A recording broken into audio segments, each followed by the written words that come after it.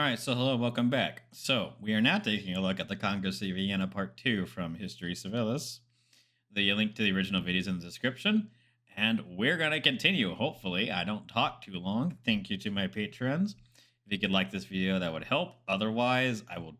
This video is going to be broken up into two parts, I guarantee you.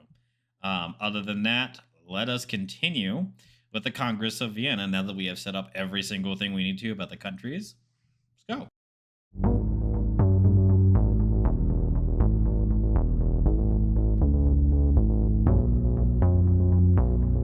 This is how the Congress of Vienna was organized. There was an 8-member central committee that would vote on the final treaty. This group included the 5 great powers, plus 3 secondary powers, Spain, Portugal, and Sweden, who each had played an important role in the victory over Napoleon. But the 5 great powers agreed to cut out the central committee by negotiating informally among themselves. If the great powers could hammer out a consensus, they could steamroll the Central Committee and the rest of the Congress. In the end, this was where the real power lay. Just like it always has, just like it always will be. All you minor countries, which, wow, Spain, minor country, think about it, and it's going to keep going downhill from here. Portugal and Sweden, again, we make the decisions, you just follow us. If we can't make one, then maybe we'll let you have an input. Then there were a number of subcommittees, at least 12, that would go off to the side and debate isolated issues among themselves. When they reached a consensus, they would bring their proposal to the Central Committee for approval. Most of these subcommittees were pretty boring, which countries had shipping rights in which rivers, stuff like that. But the most important subcommittee was the German Committee. This committee would be chaired by Metternich of Austria and would have members from every German state in Central Europe, including Prussia. Together, the German states would go away and collectively decide what Central Europe would look like in a post-Holy Roman Empire world. The negotiations that took place within the German Committee were perhaps the most consequential of the entire Congress.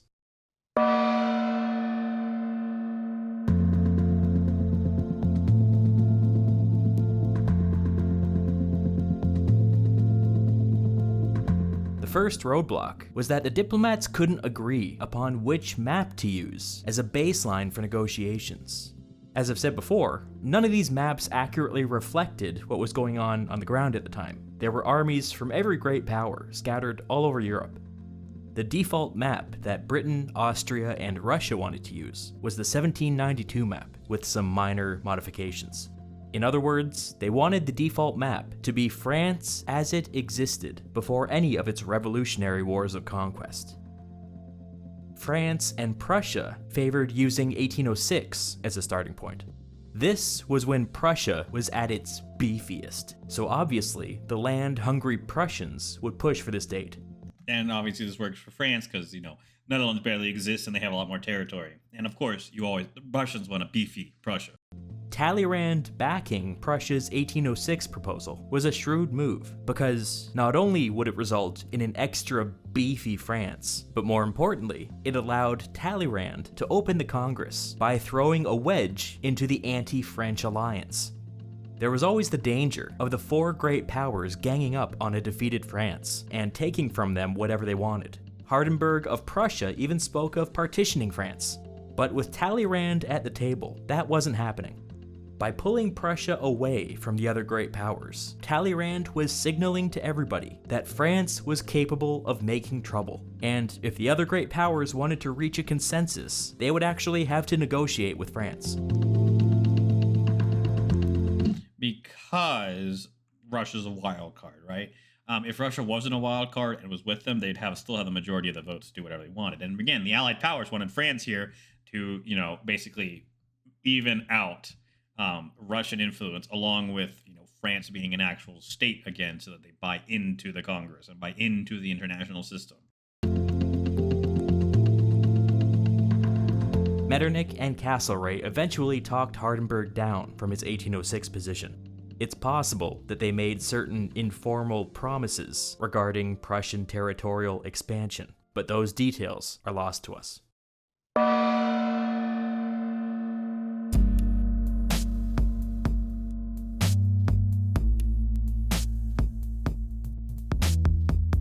So it was decided that they would start with the old 1792 borders. But these brought with them a huge problem: Poland. A beefy Poland had existed in 1792, and if it were to be restored, it would come at the expense of Russia and Prussia. Prussia was land hungry and would not willingly let go of any of its Polish provinces without being compensated somewhere else. Russia didn't want Poland to exist at all, since it would serve as nothing more than a buffer between it and Central Europe. Metternich loved the idea of restoring Poland. Not only would it keep Russia out of Central Europe, but it would push Russia back from the Austrian border. Metternich was even willing to give up Austria's Polish-speaking provinces to make this happen. Castlereagh. Think about that. Willing to give up territory to make it happen. Sorry, my Polish viewers. I love you to death, love your culture, but you are a political pawn of everyone. It's an unfortunate fact, but when you're in the middle of Europe like that, yeah, everyone's taking advantage of you. And yeah, Poland, the Commonwealth, existed and then didn't exist. And fun fact, it exists on paper after the Congress, but it doesn't exist really until after World War One, and it almost dies there again. And then you know what happened in World War II. So make this happen. Castlereagh and Metternich pulled Hardenberg aside and came to a preliminary agreement over Poland. Prussia would give up its Polish-speaking provinces, but Castlereagh and Metternich promised to compensate for this with German-speaking provinces in Central Europe. The three of them came to a handshake agreement that Prussia would receive Saxony, along with several German cities to the west. Under this framework, Prussia's population would increase by 6%, and Poland would remain independent. All three were happy with this. that makes sense, right? The Prussians want more Germans. They don't want the Polish, but again, they have land out there and resources. So again, they need to be compensated. So more Germans in their country, and as long as you keep extending the borders to be somewhat, conjoined, they'll agree to that. Metternich will agree because Poland is very strong, and Britain wants a strong Poland to, stop the Russians. When Tsar Alexander of Russia caught wind of this secret agreement, he threw a pretty public tantrum. He announced that he intended to keep 100% of Poland, including the Polish-speaking provinces currently held by Austria and Prussia. These demands were extreme, and it was difficult to imagine Austria and Prussia simply handing their territory over to Russia for nothing. Talleyrand was also unhappy with the secret Poland agreement and went to see Tsar Alexander privately. Talleyrand specifically wanted to preserve a strong and independent Saxony, since France and Saxony had traditionally been strong allies. Talleyrand made his pitch to the Russian emperor. Alexander replied, "I would rather have war than give up what I occupy." Talleyrand was stunned when he heard this and asked for clarification. "Yes, I would rather have war," Alexander said. Talleyrand began trying to talk the emperor Look, you can't just declare war on the entire world, man-child. Down into a compromise, but before he could make any progress, Alexander stood up and declared, "It's time for the theater, I have to go." He then gave Talleyrand an affectionate hug and ran off. After casually threatening a world war, the Russian emperor stayed out partying until 4 a.m. Talleyrand was appropriately alarmed at this behavior and informed the other great powers of Russia's intransigence. I like how he tried to negotiate with the man-child and is like, oh my god, the man is crazy. He's talking about starting a world war. Now he's gonna go over to their side. Oh man. Hardenberg began to fear that Prussia may be on the losing end of a conflict over Poland, so he began to move soldiers around to fortify the parts of Poland that they currently occupied. As if that isn't bad enough, Metternich then found out that his monarch was upset with him. The Austrian Emperor Francis summoned Metternich and chastised him for using the Kingdom of Saxony as a bargaining chip. Austria was trying to position itself internationally as the defender of the rule of law and the defender of the rights of smaller Central European states. They couldn't credibly do this if they sold their neighbors up the river at first opportunity. Emperor Francis told Metternich that the Kingdom of Saxony must survive the negotiations, and it must survive at least half of its current size. This made Metternich's task infinitely more complex. How the foo are we going to do that? Yeah. This is the problem. Again, when the world leaders aren't talking to each other, right? Alexander's there, so whatever he says is what Russia's going to do. When you don't have the Austrian emperor, the Prussian king, and the British king are not there, they have ambassadors, and their kings can just override them if they wish, which would, screw the ambassadors, but it's just the way the system works. Prussia must be convinced to take less of Saxony than they had been promised in their handshake deal. This meant that they would want to hold on to their Polish-speaking provinces. In order to make that work, Metternich would need to strike a deal with Tsar Alexander.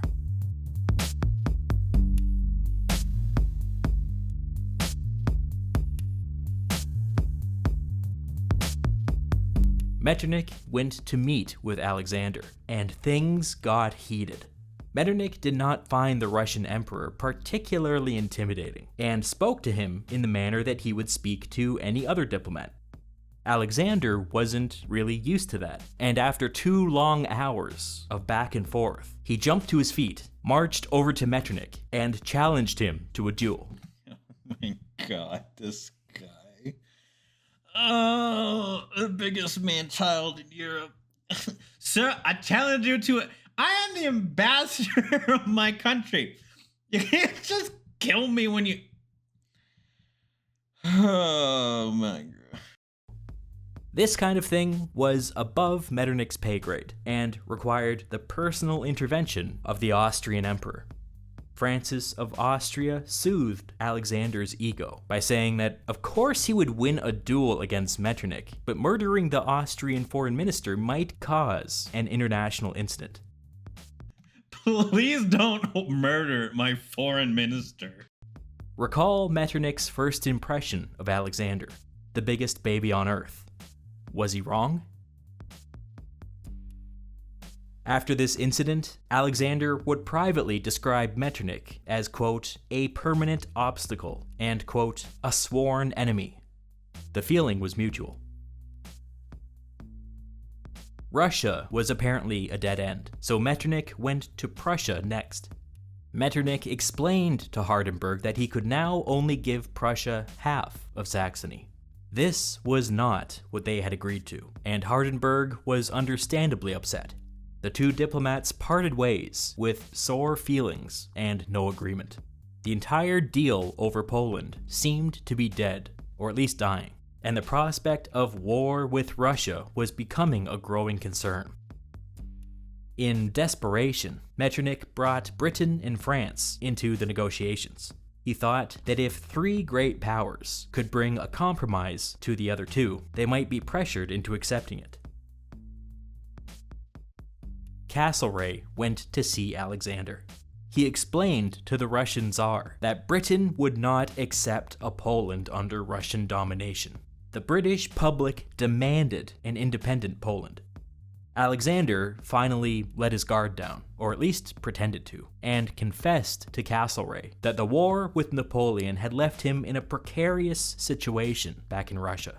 The Russians had sacrificed everything to defeat Napoleon, and the Russian aristocracy felt that they deserved Poland as a reward.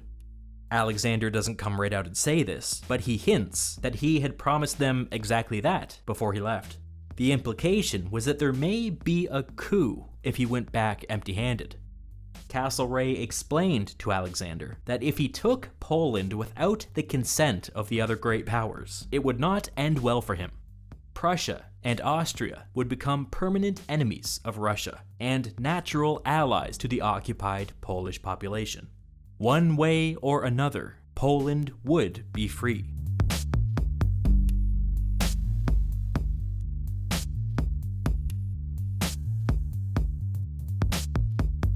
It's The whole thing about the aristocracy overthrowing the Tsar because they didn't get Poland is a bit far-stretched, because they're going to get Finland out of this. They're already massive. It's not like, it's It's not like they need more land. It's just they always want it. So I don't think they'd overthrow him, but I haven't looked into that subject. It seemed that negotiations were approaching an impasse. And then disaster struck. News got out that the Prussian king had publicly signed off on the Russian annexation of Poland. Tsar Alexander had been personally negotiating with him in secret. Hardenberg was inconsolable. His own king had just stabbed him in the back. Yeah, it's like what is the point of an ambassador, sir, if you're just gonna go and do your own deal? Why don't you come over here and negotiate then? It was humiliating. What made matters worse was that the Prussian king was too stupid to realize he wasn't helping. This turn of... Also, his wife was dead at this time, so his wife could no longer efficiently advise him because she's dead. And yeah, women have a lot of power in history, and advising him to be less stupid was significant for Prussia. But unfortunately, she's gone now. So... events lit a fire under the members of the Congress.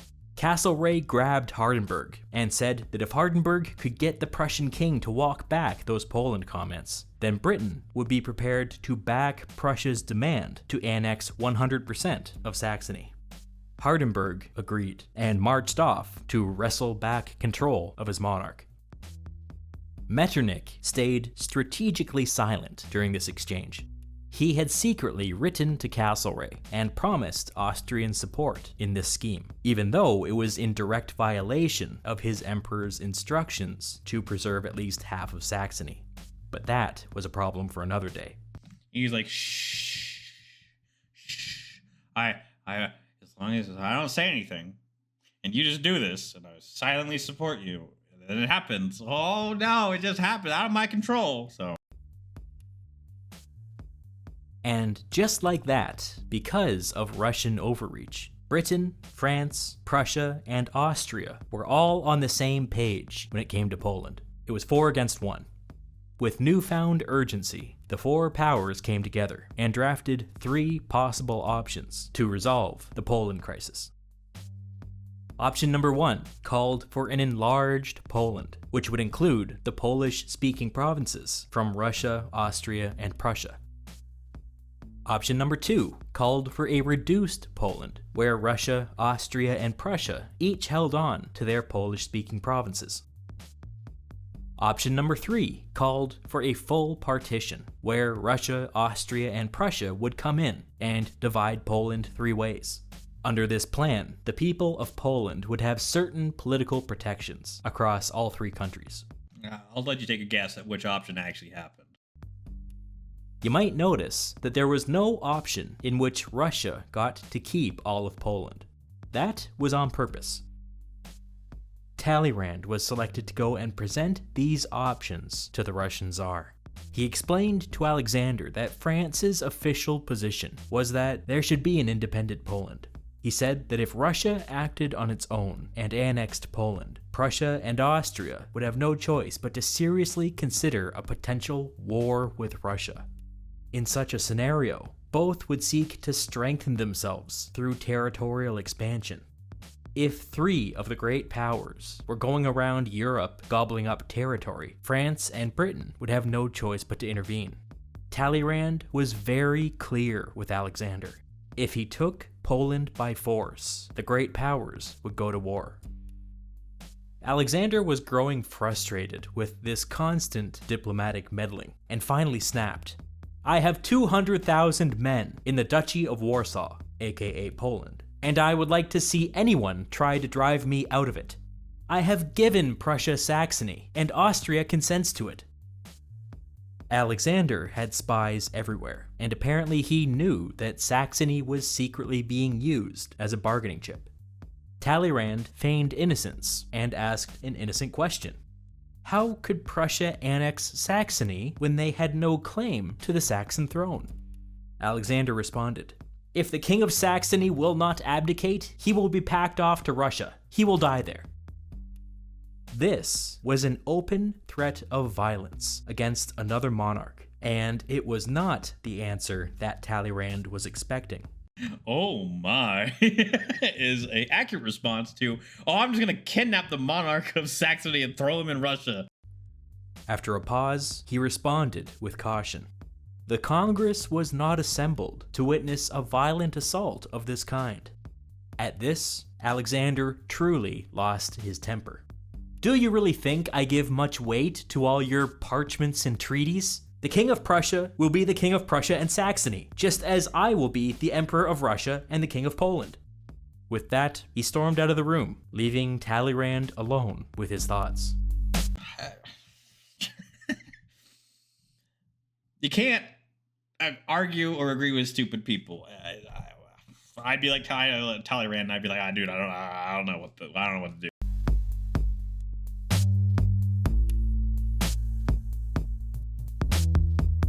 When Metternich learned of Alexander's outburst, he finally lost his patience. He decided to meet once more with the Russian Tsar, this time with a different negotiating tactic.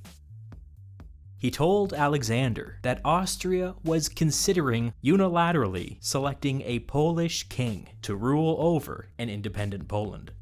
This was an unspoken threat. Metternich was telling Alexander that all he had to do was snap his fingers, and Poland would rise up against Russian occupation. Alexander responded by issuing an unspoken threat of his own. He invited Metternich to come to Poland and inspect the Russian soldiers stationed there, all 200,000 of them. Metternich then dropped the subtlety. He flatly told Alexander that if he took Poland, the entire Congress of Vienna would be against him. After this, tempers flared, voices were raised, and things got personal.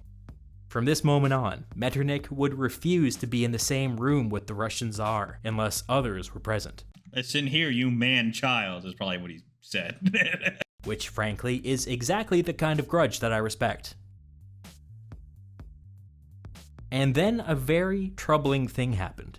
Without notice, the Russian soldiers in Saxony began to pull back and leave. Shortly after this, the Prussian soldiers occupying parts of Poland did the same. All of a sudden, there was a lot of military movement, and nobody knew why. Within a matter of weeks, a lot more Prussian soldiers entered Saxony, and a lot more Russian soldiers entered Poland. It became clear that there was some kind of handoff happening, a secret agreement between Russia and Prussia. Both were openly fortifying their positions and preparing for war. Bad, bad, bad. Castlereagh wrote a summary of these events to Prime Minister Liverpool back in Britain. Quote, "Unless the Emperor of Russia can be brought to a more moderate and sound course of public conduct, the peace, which we have so dearly purchased, will be but of a short duration. You must make up your mind to watch him and resist him if necessary, as another Bonaparte." Back in Britain, the domestic political situation was approaching a boiling point. The narrow Conservative Whig majority in the House of Commons was in jeopardy. The liberal Whig opposition had weaponized the Saxony and Poland crisis, and were using it as a rallying cry against authoritarianism everywhere. The liberals had the public on their side, and now they were calling for an independent Saxony and an independent Poland, with no concessions to the other powers whatsoever. Liverpool was in a precarious situation, and could not appear to be throwing the people of Poland to the Russian wolves. Or bears or whatever. The liberals wanted to paint Liverpool as sympathetic to the Russian tyrant, and so Liverpool needed to prove them wrong. He wrote to Castlereagh, instructing him to back away from any deal that would partition Saxony or Poland. The official British position would now call for full independence for both countries. As you can see, the Congress is starting to fall apart very fast. You would think that such an abrupt shift in priorities would blow up the negotiations, but it really didn't. After being stabbed in the back by Russia and Prussia, Metternich felt no obligation to bend over backwards for them anymore. The Austrian emperor had always wanted an independent Saxony, and Metternich had always wanted an independent Poland, so he joined the British in calling for both. And you can see why France is key in this, because if they side with Metternich and Castlereagh, now they have 3 out of 5 to push the majority through. So this is where France is going to have to start coming in, being like, hey, Talleyrand, what you want out of this? Talleyrand had always favored full independence for both countries, and quickly followed Metternich's lead. This audacious show of force from Russia and Prussia spooked every small and medium-sized state in Central Europe. If Saxony could get steamrolled like this, nobody was safe. Virtually every Central European state found their courage and backed Castlereagh and Metternich's call for an independent Saxony and an independent Poland. That is big.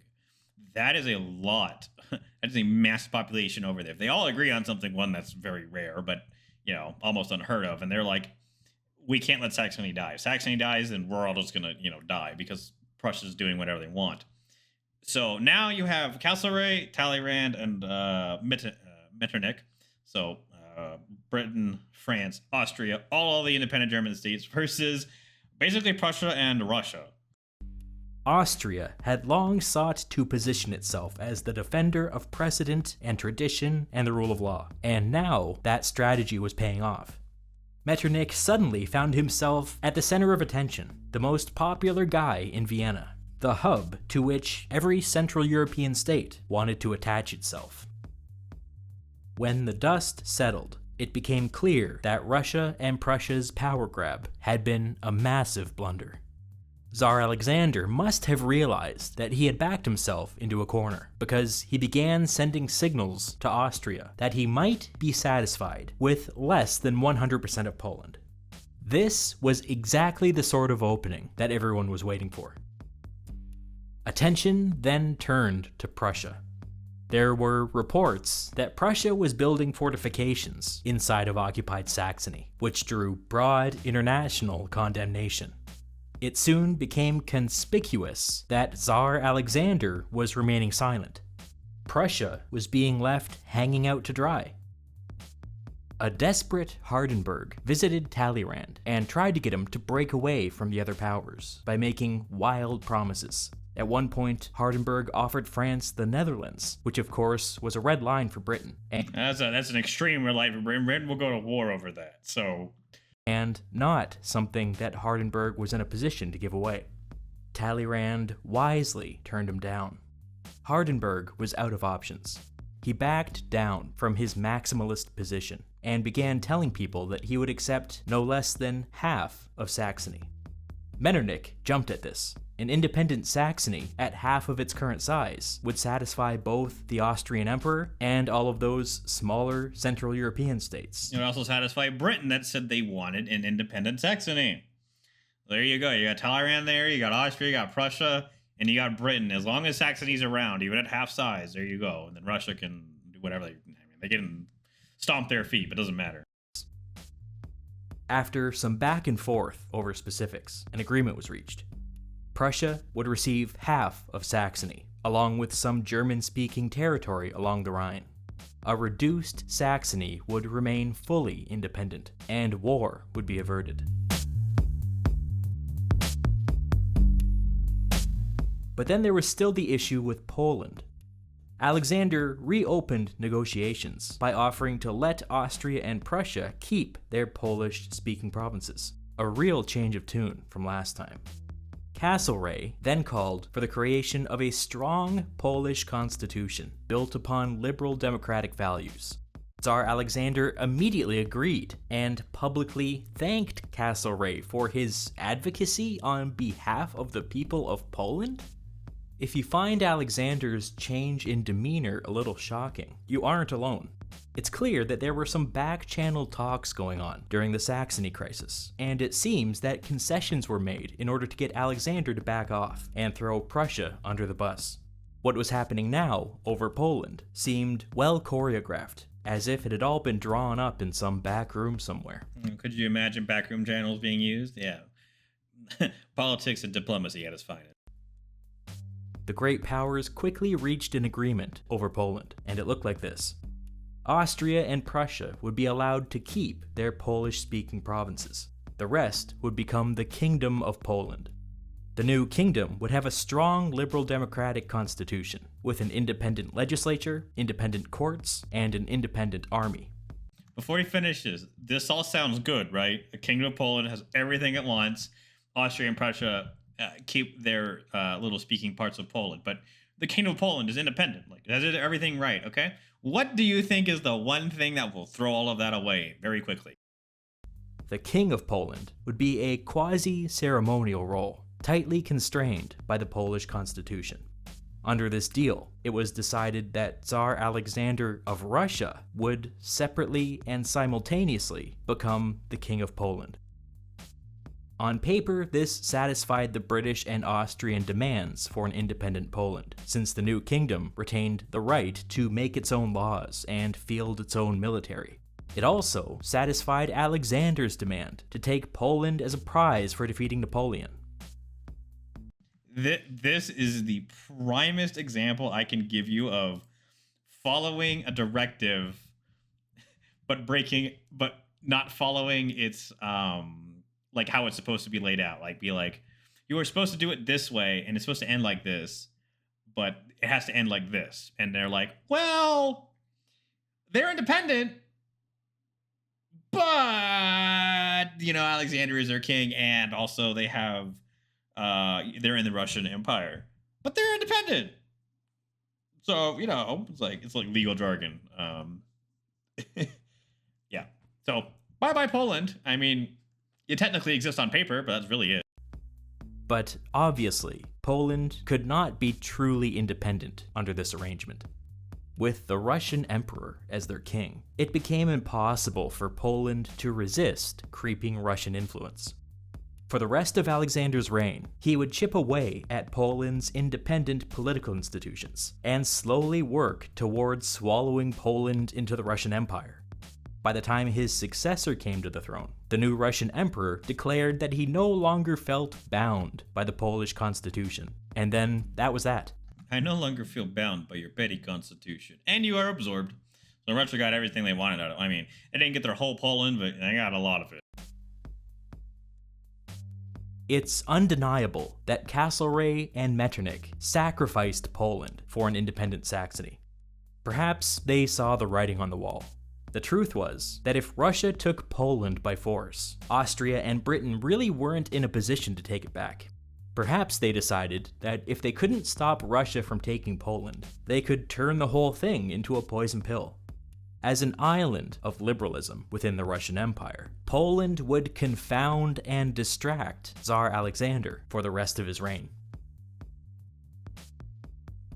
Basically give something for Russia to do for a couple years, and it doesn't really matter. Again, all they had to do was an independent Poland on paper. That's it. We're good. That's all. That's what we have to do here. Okay, that's it. We don't need to have like a strong and actual independent Poland with all of his rights and stuff now. We just need one on paper. Babada boopy, done. Russia can go deal with that, and we can continue with this Congress and decide other things. So, babada boopy, Poland's been sold out again. The Poland and Saxony crisis brought the great powers back to the brink of war. But now that there was a deal in place, messy as it was, there was finally room to breathe. One of the conditions attached to the Poland deal was that Tsar Alexander, having received his great prize, was to get out of the way and let everybody else negotiate what they came to negotiate. There were still several outstanding questions that needed to be settled, but none more pressing than the fate of the German-speaking states in Central Europe.